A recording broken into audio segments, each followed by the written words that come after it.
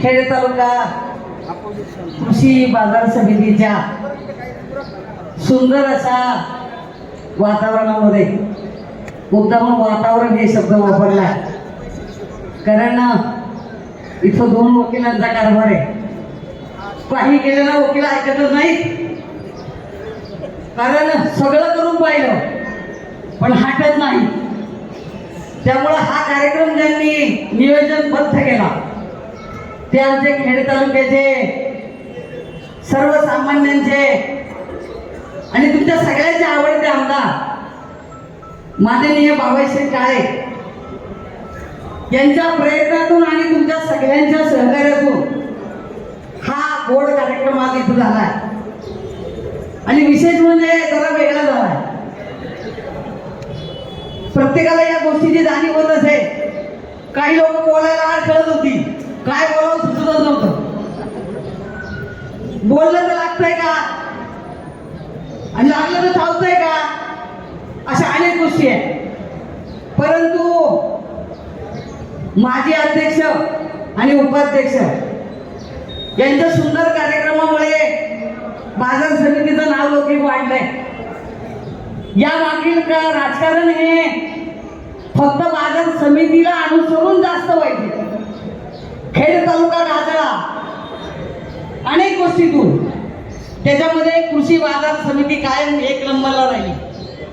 इथे माझे बंधू बसले, माजी सभापती, आणि आता जे सभापती झाले ते माझे आते भाऊ आहे, सगळ्यांना सांगते. आणि दुसरी गोष्ट, माझ्या मामे भावाची कोण आहेत, व्याही आहेत. त्यामुळे हा कार्यक्रम आमच्या दृष्टीने तर अतिशय उच्च कोटीचा झाला.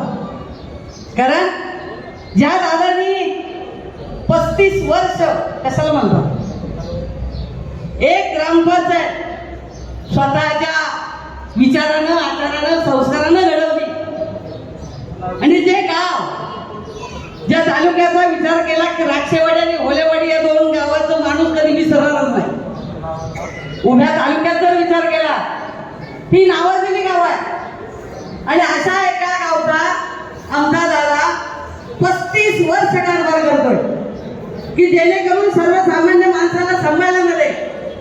तो किती गरीब आहे, कसा आहे, पण दादा पोलीस स्टेशनला कायम आहे.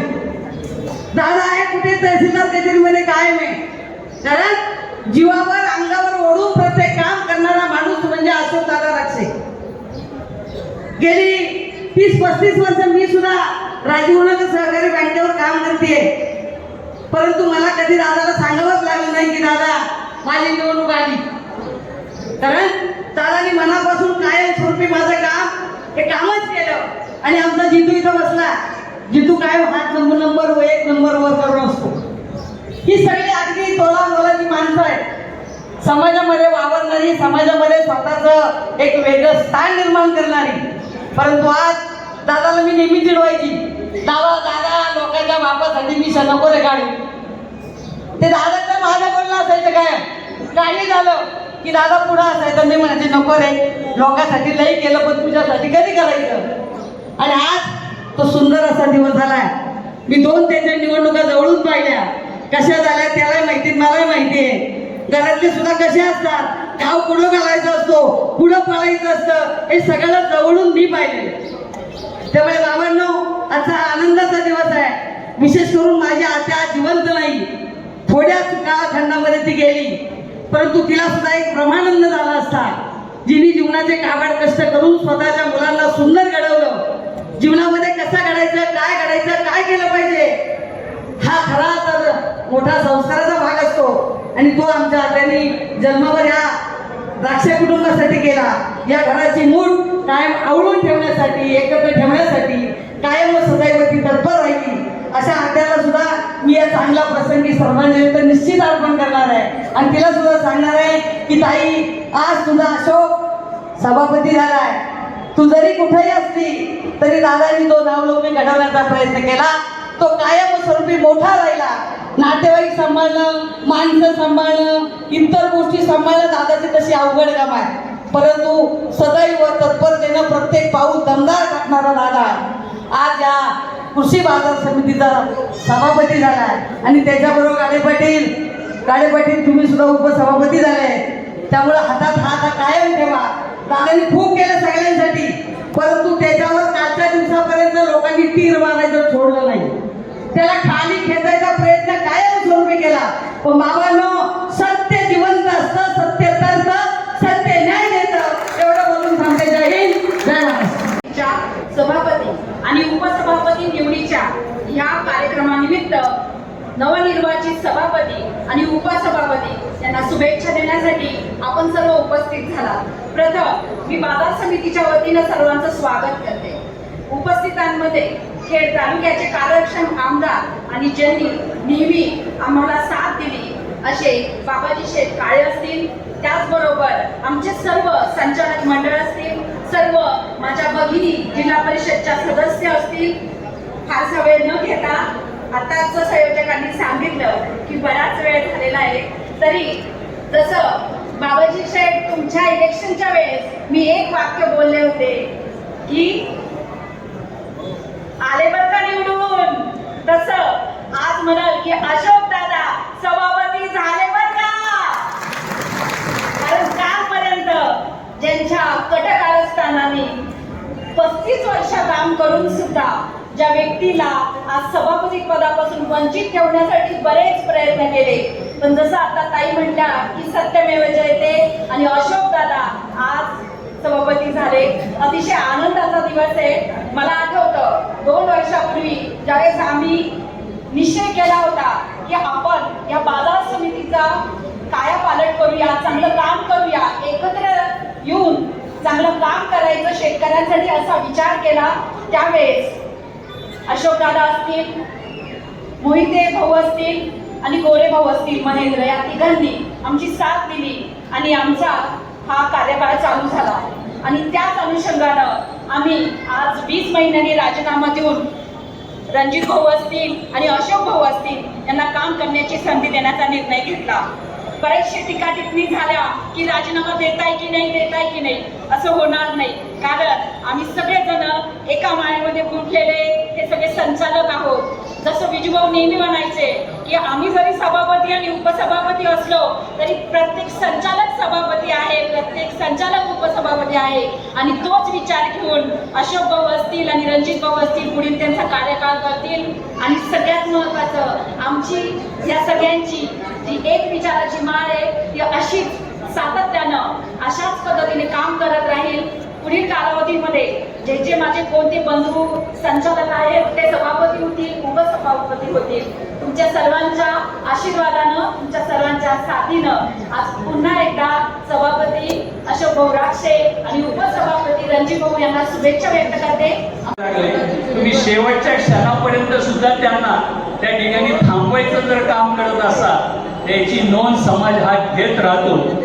याही पुढच्या काळामध्ये विजयभाऊ, तुम्ही पत्रकार परिषदेमध्ये बोलताना मी ऐकलंय की सर्व पक्षीय तालुक्याच्या जडणघडणीमध्ये काम करणाऱ्या सर्वांनाच बरोबर घेऊन मग ज्याला ज्या ठिकाणी स्थान आहे त्याचा विचार घेतल्यानंतर आपल्याला पुढचं पाऊल टाकता आलं पाहिजे. असं एक चांगला उदात्त हेतू घेऊन तुम्ही सर्व मंडळी जेव्हा काम करताय तेव्हा लोकांना आता त्या ठिकाणी माहिती झाले. विशेषतः पत्रकार बंधूंना मला या निमित्तानं सांगायचंय, आपण संपूर्ण तालुक्याचं चित्रण, संपूर्ण तालुक्याच्या बातम्या करत असतात आणि त्याच्यामध्ये बऱ्याच वेळेला राजकारणामध्ये 19-20 एखाद्याच्या तोंडून एखादा शब्द जर गेला तर त्याला कसं कात्रीत पकडायचं हे तुमच्या हातात असतं. परंतु तुम्हाला हे समजलं पाहिजे की कोण कुणासाठी किती करतो.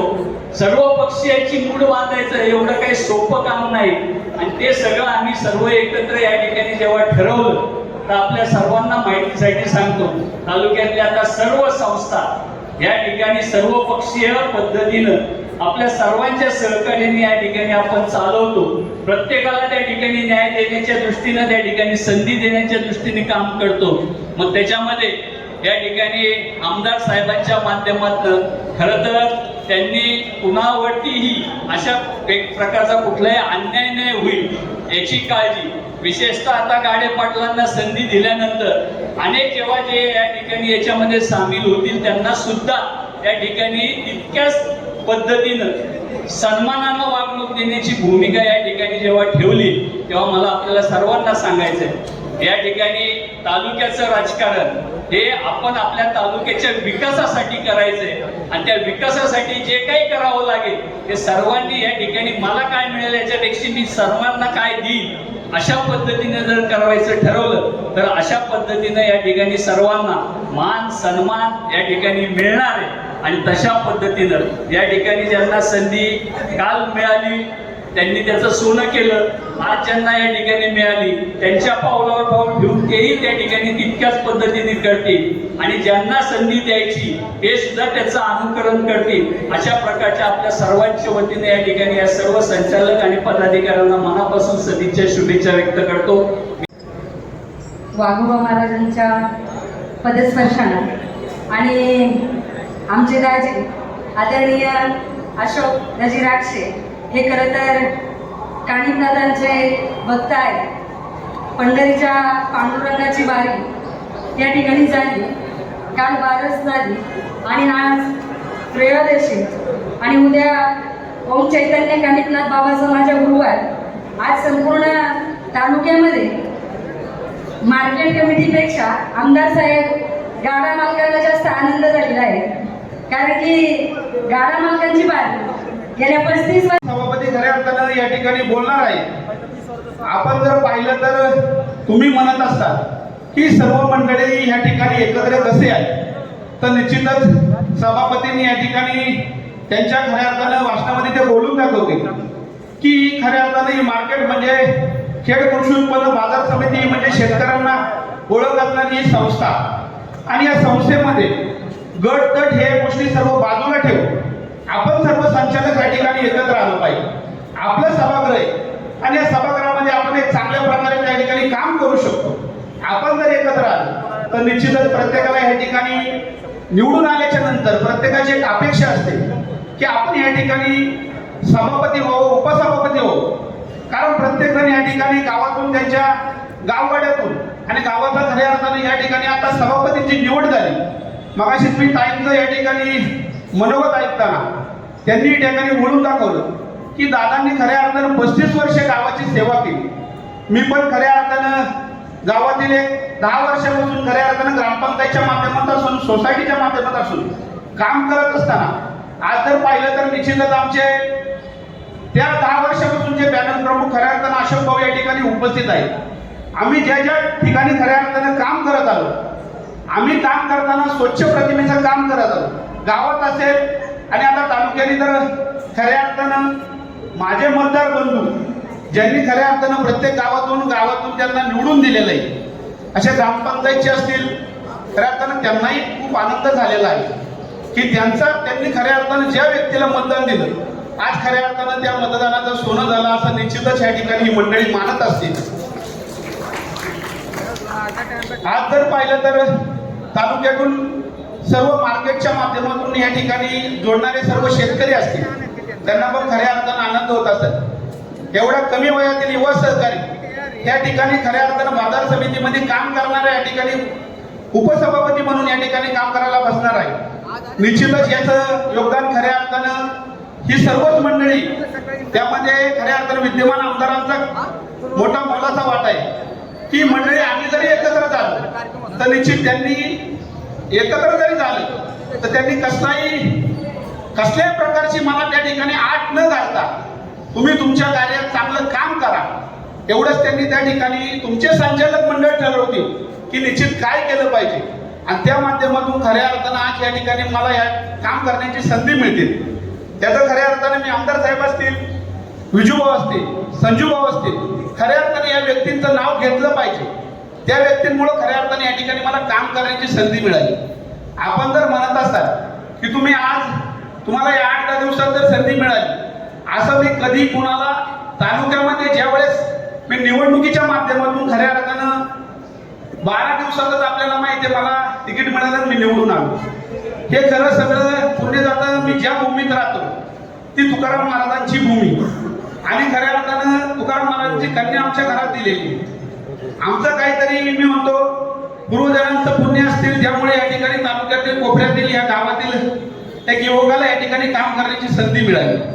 आज जर पाहिलं तर प्रत्येकाला मी कधी कुणावर टीका टिप्पणी कधी आयुष्यात केली नाही आणि त्याचंच खऱ्या अर्थानं हे आज मला या पदावर बसलंय ना, ते निश्चित त्याचंच फळ म्हणून मी या पदावर बसलेलो आहे.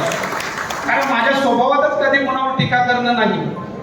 आज या ठिकाणी सर्वच मंडळी या ठिकाणी प्रामुख्याने प्रत्येक गावातील असतील आणि समाजामध्ये प्रत्येक क्षेत्रामध्ये काम करणारी मंडळी असतील. माझ्याकडून कुणाचा नामाचा नामोल्लेख राहून जाईल, मी सर्वांची दिलगिरी व्यक्त करतो. कारण मला जेवढी मंडळी दिसतात ती त्यांचीच नावं घेतली. आपण म्हणतात माझं नाव नाही घेतलं, मी आपणा सर्वांची दिलगिरी व्यक्त करतो.